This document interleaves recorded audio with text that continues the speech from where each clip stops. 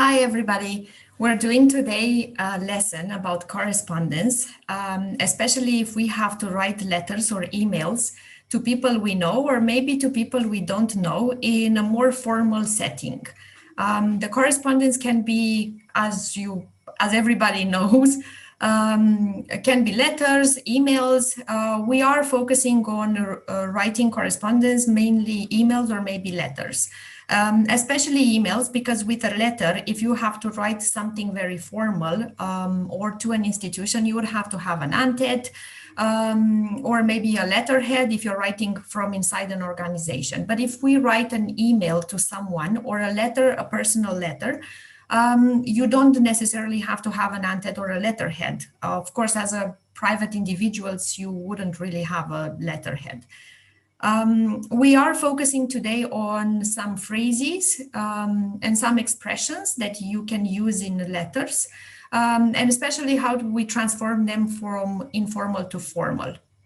And we start, of course, with the beginning. The beginning of any email or any letter that you have to write to someone is the salutation. And I'm going to share my screen.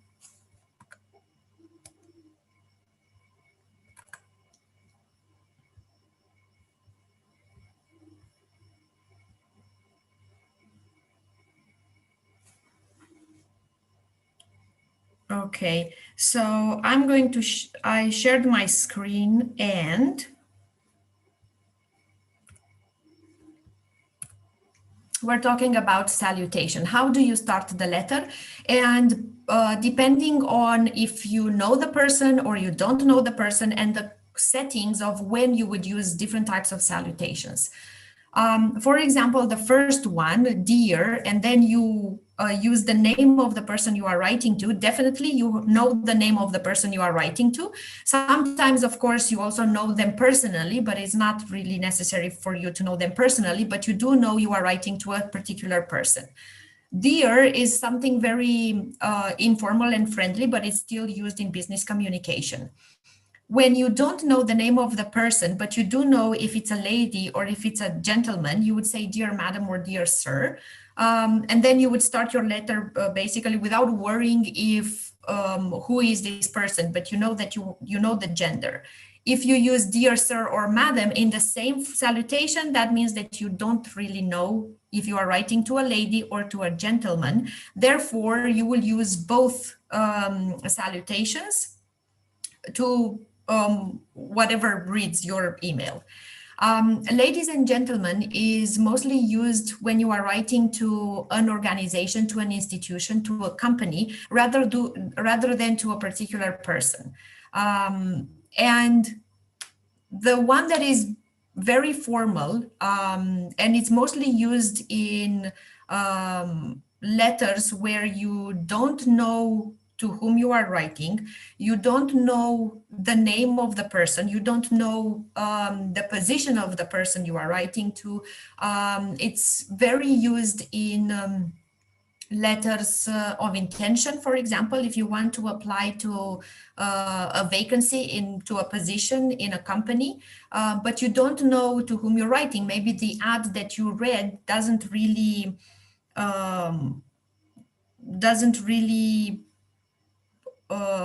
specify the name of the person that you should write to or the department that you should write to. Mostly in big organizations, you would write to the human resources department, but that's not always the case.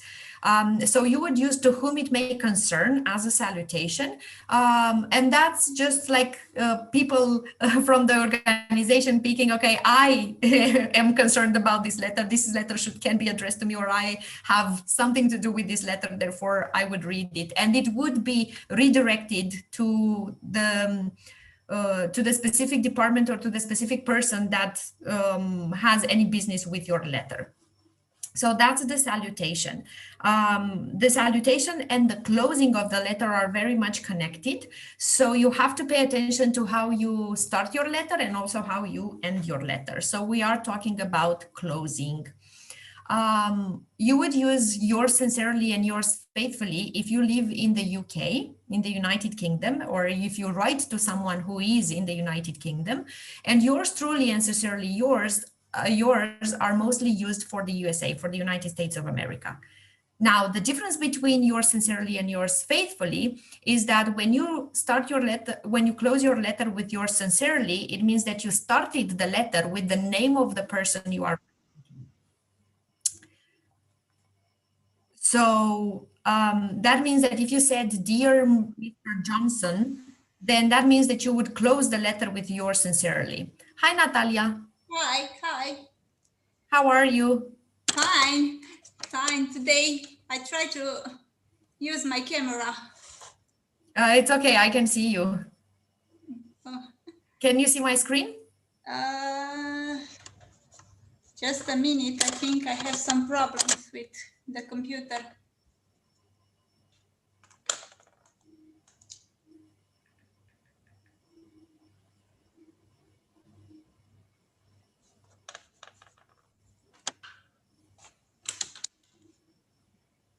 Okay, do you? Yes, I hear you. Yes, it's okay. Can you see my screen? Uh, If you can't, I can stop sharing now and I'll share again, and then you will be able to see it.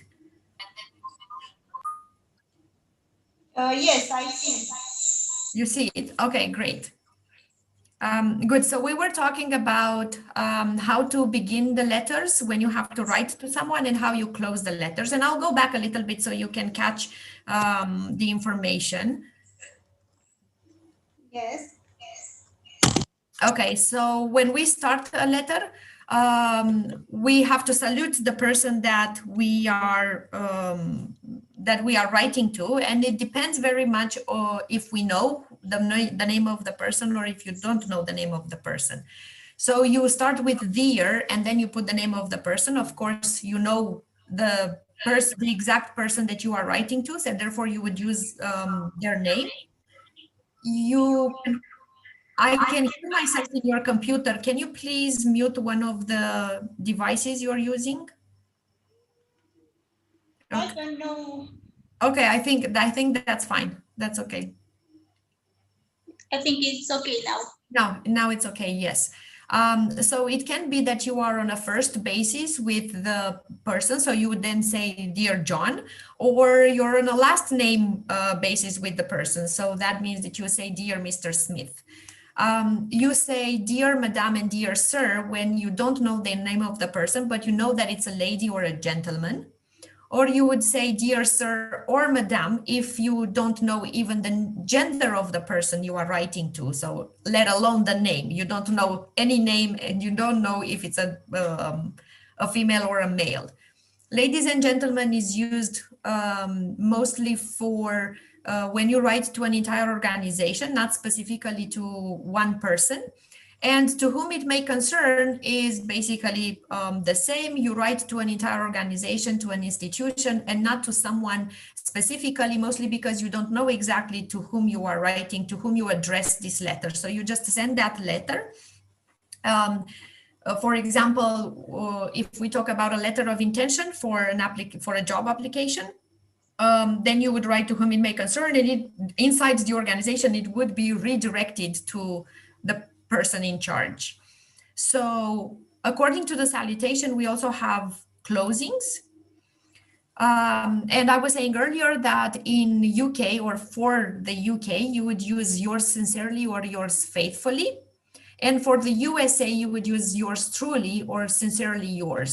There are other closings as well, but they are more informal, so we will not focus on that. The difference between "yours sincerely" and "yours faithfully" is that "yours sincerely" is used with a letter where you started with "dear" and the name of the person. So that means that you know the name of the person you are writing to. And "yours faithfully" is when you don't know the name of the person. So therefore, your letter started with "Dear Madame" or "Dear Sir" or "Ladies and Gentlemen."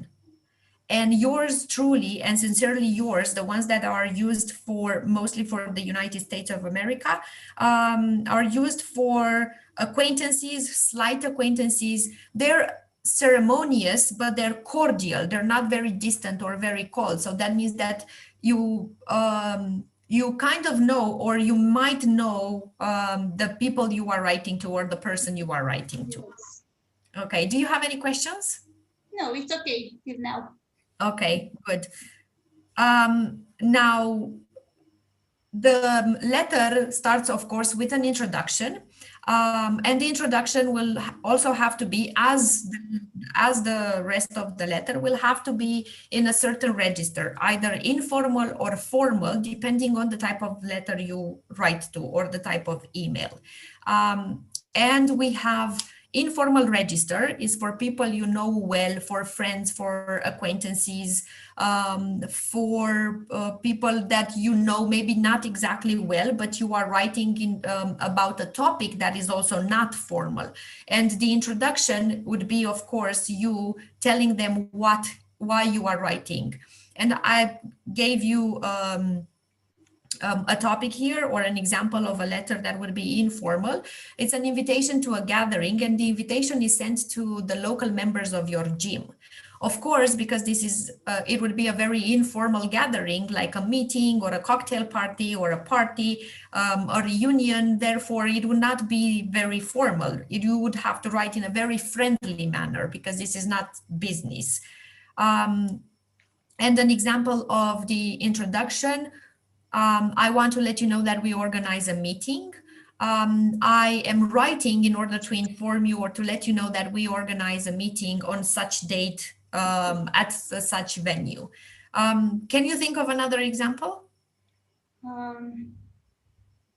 I wanted to let you know that I received a letter from CO, and we have to do something. Okay, can you give me an example on this topic, when you have to invite someone to a meeting or to a party? I want to invite you to our meeting, our meeting, month meeting. Will be participate all the colleges from headquarters of the company. Yes, exactly. That's very good. Okay. Good. So that would be informal. As you also started, I want to invite you to. I want to, it's very informal. You would not write that if you, if the subject of your letter or the topic of your letter is not, let's say, an invitation to a party. Okay. So I want to invite you to my birthday party, Saturday night. You yes. need only some good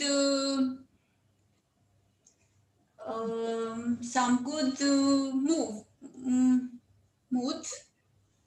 Good mood. You have to be in a good mood. Yes. Or you have to bring your good mood. Okay, you have to bring good mood. Right. Okay. We move on to formal register. That's when you have to email or write a letter to an institution, to a company, or to your superior. If, for example, your superior, the relationship with your superior is not exactly on a first name basis. Okay, and it's a little bit more distant than you, or maybe it's hierarchically it's very high superior than your position. So again, in the introduction, you have to write why, what's the purpose of your letter and what is the reason of your letter. And the topic that we have today is you have to write a letter to a tenant in your building, informing them of the Residents Association decision. And we will see the letter a little bit later. So it will not be an informal letter, because you don't know this person. You know the name of the person, but you don't know them personally. And also you are complaining about something. So that would be a little bit formal, because this is not a friendly letter.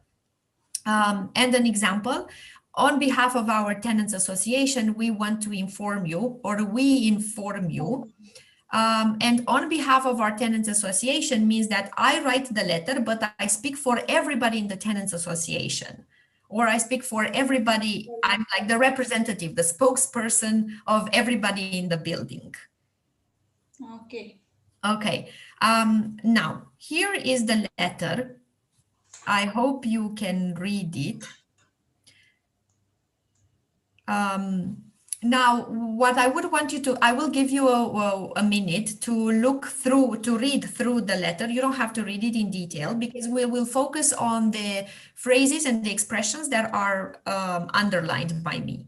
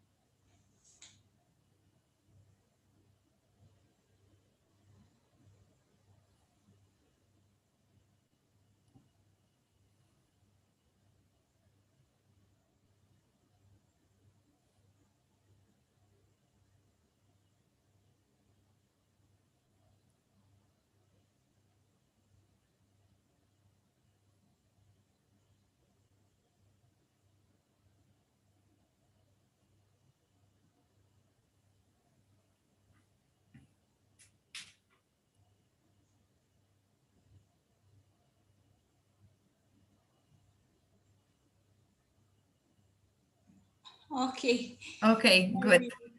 Okay, so I guess you noticed that the letter is not informal, it's quite a bit formal, but there are certain expressions that are not at the same register with the rest of the letter. For example, the first one, we've really had just about enough of you. That's not something that you would write in a formal letter to someone. So we will talk about how we change that and how we change the rest of the expressions into a more appropriate register to the rest of the letter. So I took them out. Okay, first, I give you an example of turning from formal to informal. To inform you, we want to let you know. So inform was actually transformed into to let you know. You would mostly use inform. I want to inform you. I inform you. Sorry, I inform you in a formal setting rather than I let you know or I want to let you know, which is very informal. And now turning to our exercise, these are the expressions from the letter, and we will turn them into a formal. So let's think. We've had just about enough of you. We want to inform you that all complaints, all the locatory complaints about the noisy from your apartment. Okay, so we could say, instead of this phrase, we could say the tenants complain, all complain too much about you, or all the tenants complain about you, or all the tenants complain about the noise you create. We could also say, I'll stop the slideshow for a second. Okay, so I can write here. 1 second.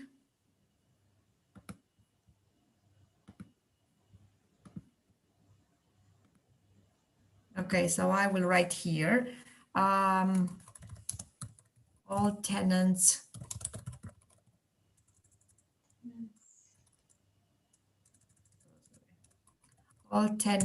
complain about you.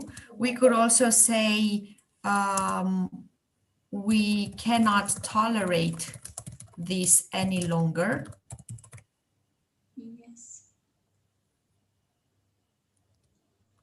Or if we've had enough of you, that means that we are losing our patience, right? Or we are we're coming to an end of our patience. So we could say we are coming to an end of our patience. That's also very novel like we're coming to an end of our patience. That's not something everybody would write in a letter.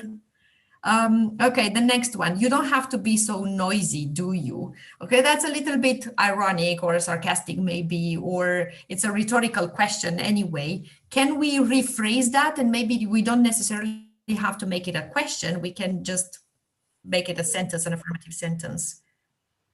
We need some quiet in the tenants want to be quiet in the flat, in the apartments. Okay, so we could say we need you, We need you to respect respect. the quiet schedule. Yes, you need to respect the quiet schedule. Okay, or you have to respect the You have to quiet schedule. respect all tenants wants. Okay. All tenants should respect the quiet Yes. program. We can also say, to refer specifically to the noise, we could say you could try to keep the noise down.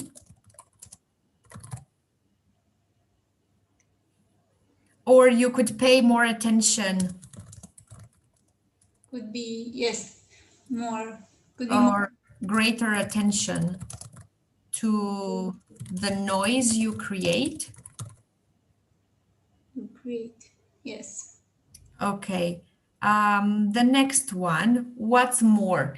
If you remember from the letter, what's more, your mates left the stairs in a terrible state. What's more introduces an additional information, right? So is there any other word or expression that I can use instead of what's more? The tenants complains about you. What's more? We have to replace what's more with another expression. What's more? We can say additionally, your mates left the stairs in a deplorable state, or furthermore, Additionally. your mates left the stairs in a bad state, or moreover. Okay, these are used in order to introduce additional information. And the last one, will kick you out.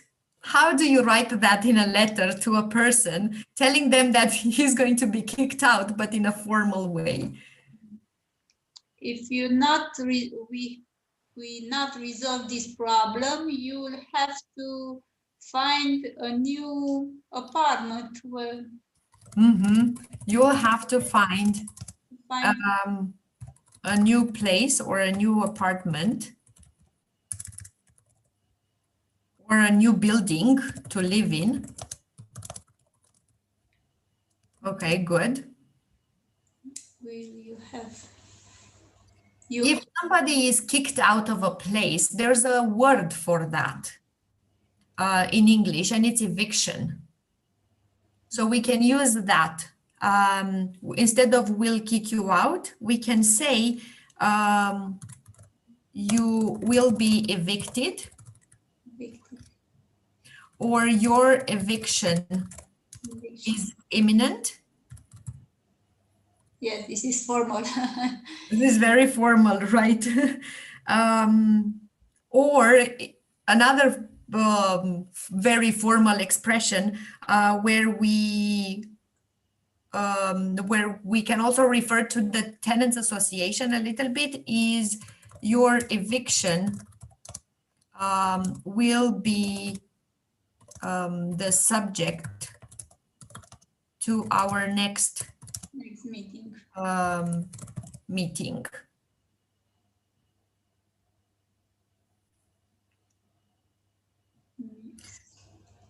Or instead of will be the subject of, we can say your eviction is to be subjected to. Is to be subjected to discussion. Yes.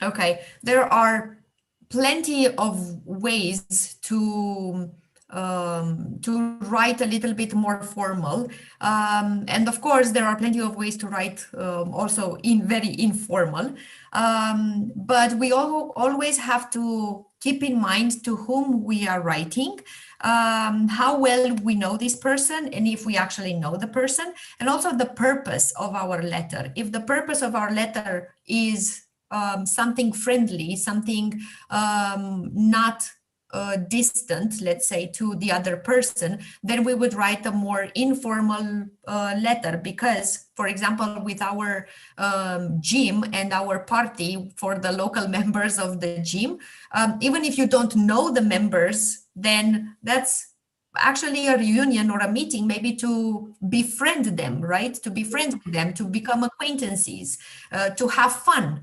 So it's something for fun. It's something not with any, let's say, business attire, like business clothes and very crop like that. But if we write for a job application, we have to be very formal. If we write to a superior and if we complain maybe to an organization, we have to be very formal. And as we saw here in the letter, you cannot, when you change the registers from formal to informal, from informal to formal, it doesn't look very consistent, and it doesn't look like you are meeting your goal. The goal is to have this person pay very close attention to your letter and actually understand that this is a serious matter, and this is not something that we joke about. But then if at the end we say we'll kick you out, he might not consider your letter as being very powerful, or that you actually mean it. Yes. Okay. Do you have any questions? No. I took a photo of this and I will read again. Great. Well, you can also see the live session on Facebook. Okay, Yes. so you can also see it there afterwards if you need to. Do you have any questions? No, it's okay. Okay, great. Well, I'll stop sharing now. Okay. Well, it was nice to see you, Natalia. Thank you for joining me. And I'll probably see you at the next classes as well. Okay, next week. Yes. Yes. Okay, have a nice